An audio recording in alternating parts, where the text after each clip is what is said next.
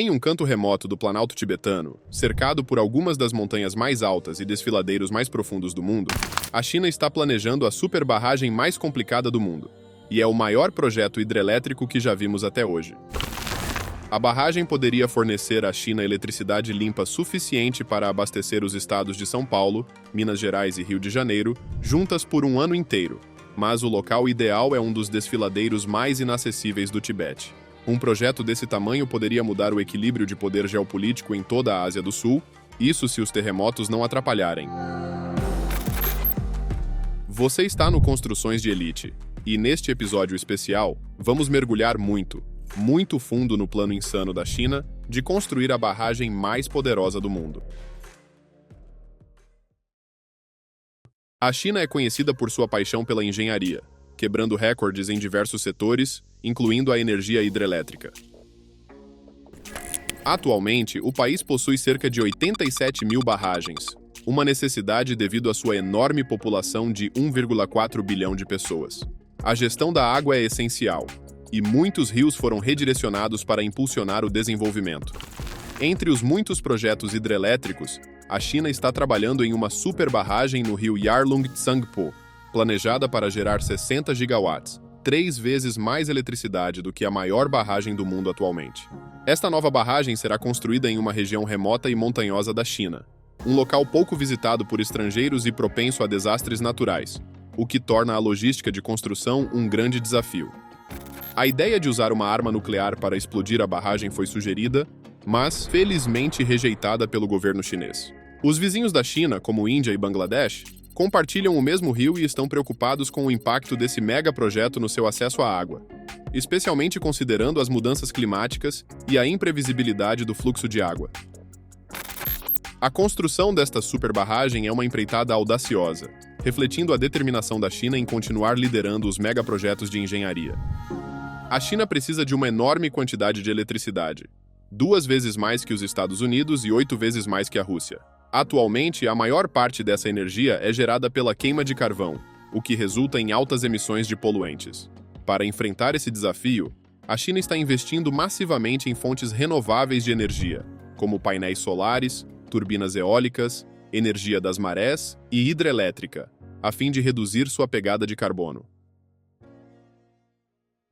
Desde 1950, a China construiu dezenas de milhares de barragens, incluindo a barragem das Três Gargantas, a maior instalação hidrelétrica do mundo.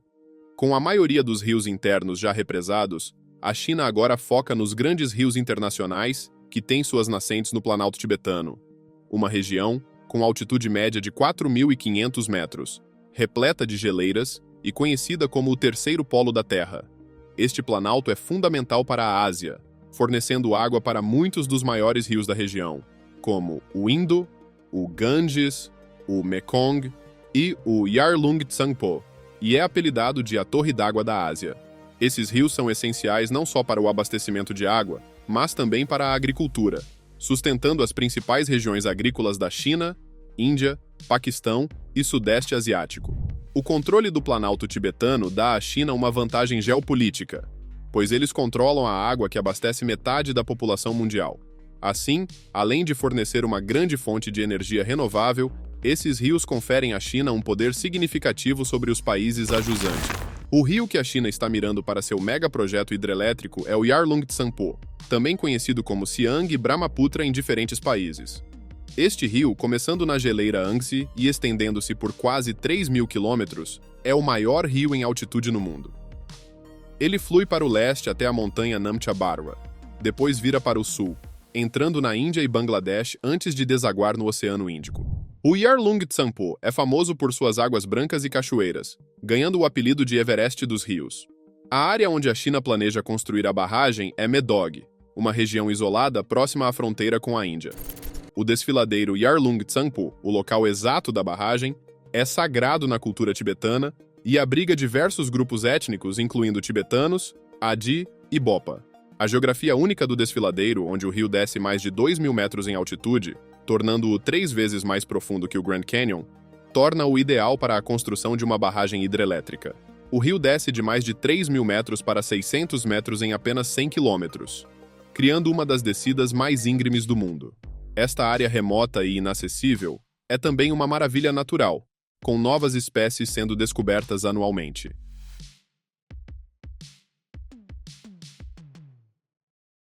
O projeto de construção da barragem enfrenta desafios significativos, incluindo a preservação da biodiversidade local.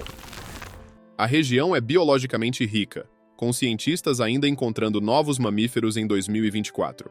A China planeja extrair a energia hidrelétrica sem comprometer essa biodiversidade. A construção de uma superbarragem neste local isolado e ecologicamente sensível parece uma empreitada audaciosa e até insana, mas reflete a determinação da China em liderar projetos de engenharia de grande escala. A área da superbarragem é extremamente remota, sem uma estrada principal durante todo o ano até 2013. No entanto, os recursos hidrelétricos do Yarlung Tsangpo são tão promissores que o governo chinês não pode ignorá-los.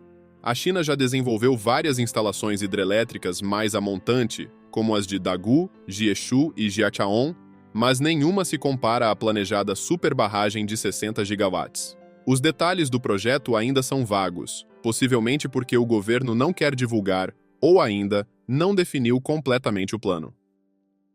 Existem duas maneiras principais de realizar o projeto, ambas com problemas significativos.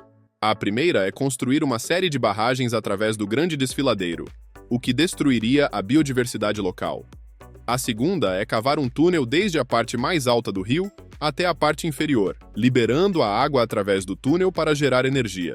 Esta segunda opção parece a mais provável, mas é complicada especialmente porque a água sairia perto da fronteira com a Índia. Uma alternativa seria construir uma estação hidrelétrica que utilize o fluxo natural da água. Em vez de criar um reservatório, a água é redirecionada de um ponto alto do rio para um ponto mais baixo, passando por uma estação de energia e gerando eletricidade ao girar as turbinas. Este princípio é comum em várias partes do mundo, incluindo no Brasil, os Estados Unidos e a própria China. Especialistas afirmam que um túnel assim poderia transportar 2.000 metros cúbicos de água por segundo, gerando até 300 bilhões de kWh de eletricidade por ano, 3 vezes mais do que a barragem das Três Gargantas. Embora visivelmente menor, o ponto deste projeto não é o tamanho da construção, mas a potência da água descendo as montanhas. A barragem das Três Gargantas cria energia potencial gravitacional pela queda d'água que gira as turbinas. No caso do desfiladeiro Yarlung Tsangpo, a natureza já criou a estrutura ideal. Então, o foco é explorar o poder natural existente. O projeto é ambicioso, mas os desafios são enormes, incluindo a construção em uma região remota e sísmica. O desfiladeiro Yarlung Tsangpo está sujeito a grandes terremotos, pois fica na zona de sutura Indo-Tsangpo, onde as placas tectônicas da Índia e da Ásia se chocam, causando muita atividade sísmica. Consideramos este projeto o mais arriscado, complicado e caro já realizado em qualquer rio do mundo. Em 1950, a região do Yarlung Tsangpo experimentou um terremoto severo de 8,6, sentido até Calcutá.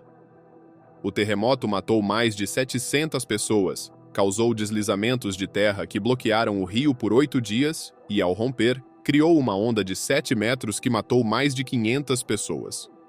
Terremotos semelhantes já ocorreram várias vezes. Se um terremoto ocorrer após a construção da barragem, as consequências seriam catastróficas. Deslizamentos de terra também são comuns. Em março de 2021, uma geleira derretida bloqueou o rio, um evento visível por satélites. Em novembro passado, o colapso de um lago glacial matou pelo menos 100 pessoas em Siang. Se algo assim acontecesse com uma barragem maior, as consequências seriam devastadoras, potencialmente provocando um incidente geopolítico internacional entre China e Índia. A escala do projeto é surpreendente, e o governo chinês parece estar levando a sério.